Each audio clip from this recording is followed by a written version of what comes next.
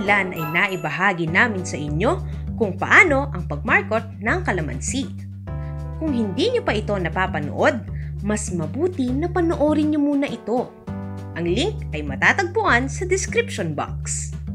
At kung naman ito'y napanood nyo na, marahil alam nyo na ang kaibahan ng seedling sa markot. Ang seedling ay grafted o nadugtungan na halaman, habang ang markot naman ay galing sa ibinalot at pinaugat na sanga ng may edad na kalamansi o mother tree.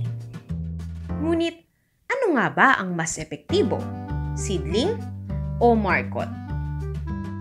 Sa pagnanais naming malaman ang mas epektibong pagpaparami ng kalamansi, ay minabuti namin pag-aralan ang pros and cons ng seedling at ang markot.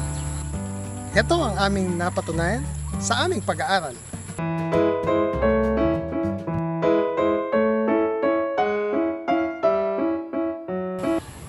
Ang isang markot na ang laki ay nasa kulang-kulang sa 3 feet ay namumunga at namumulaklak sa loob ng 1 taon pagkatapos ng pagkakamarkot.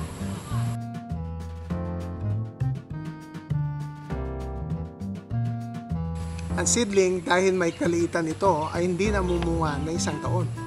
Sa isang banda, ayaw natin mamunga ito dahil magpapabagal ito sa kanyang paglaki.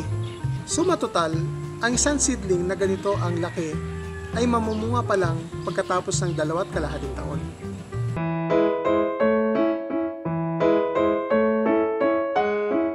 Ang 100 pesos na seedling ay nasa 1.5 feet lang ang laki, kaya naman hindi maigi ang pamumunga nito.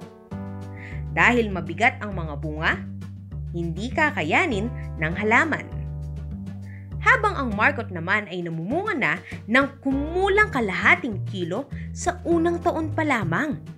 10 times na mas madami ang bunga ng isang markot dahil ito ay sadyang mas malaki. Pwede nating sabihin na, syempre, mas malaki ang markot sa ating seedling kaya mas marami kong mamunga.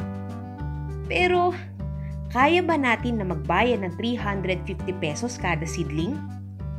Ang presyo ng malaking seedling na 3 feet ang taas ay nagkakahalagang 350 pesos.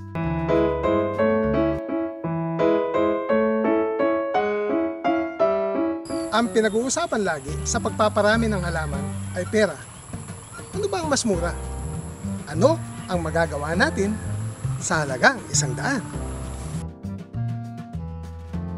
Karaniwan sa isang seedling na ang halaga ay 100 ay may 3 sanga, pero ang laki ay nasa 1.5 pulgada lamang.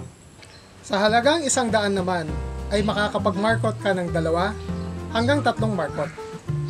Ang kakailanganin mo lamang ay tali, rooting hormone at plastic.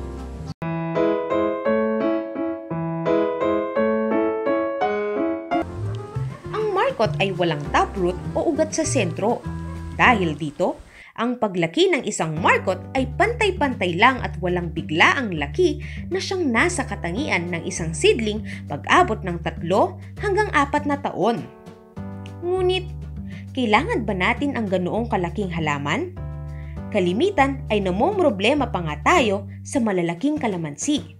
Problema sa pag-spray at problema sa pag-harvest. Ang markot ay may kalakihan kaagad ang trunk kaya agad madidiktahan ang istruktura ng halaman. Kapag galing sa seedling ang halaman, maghihintay muna ang farmer na lumaki ang main trunk at habang lumalaki ito, madami ang rooters na lumalabas sa halaman na ikakasira ng istruktura nito.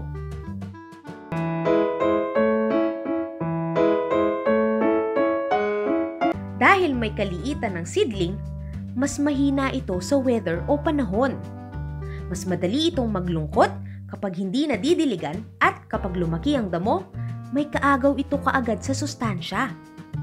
Para lumakas ang inyong seedling, siguraduhin nadidiligan at napapatabaan para hindi matalo sa damo.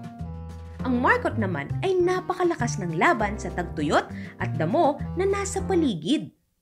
Paalala ka sideline, huwag mag-markot sa tag-ulan dahil papasukin ng tubig ang markot habang nasa mother tree at ito ay mamamatay.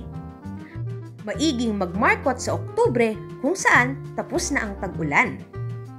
Naging problema lang namin sa pagmamarkot ay ang paghahanap ng lugar na may kaukulang lamig at araw para maganda ang pagbawi nito pagkatapos alisin sa mother tree. Tandaan, kapag mali ang lugar ng nursery, ito ay posibleng mamatay. Sa bandang huli, mas gusto natin na pagkakitaan kaagad ang ating mga halaman. At ang makakapagsiguro lang dito ay ang pagmamarkot. Muli, itong Sideline.ph na nagpapaalala na tayo'y magbayanihan para sa pag-unlad ng pamayanang Pilipino.